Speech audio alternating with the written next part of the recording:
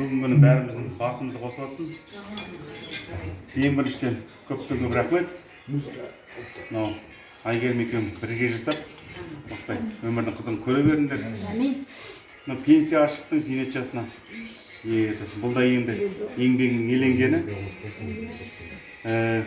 Сонымен қатар Астанаға келіп, Астананың қақ ортасынан пәтер алып жатсың. Ол да құтты болсын.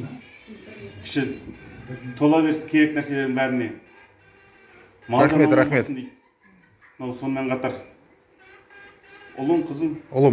Ұлың мүшел жас, бірінші мүшел жас 13 жасқа да? Оның да жасы құтты болсын. Әрқашанда жол ашық болсын. Сендерге қызық қуанышын көрсете берсін. Тағы да рахмет осылай. Көптен бері басымызды қосылып еді.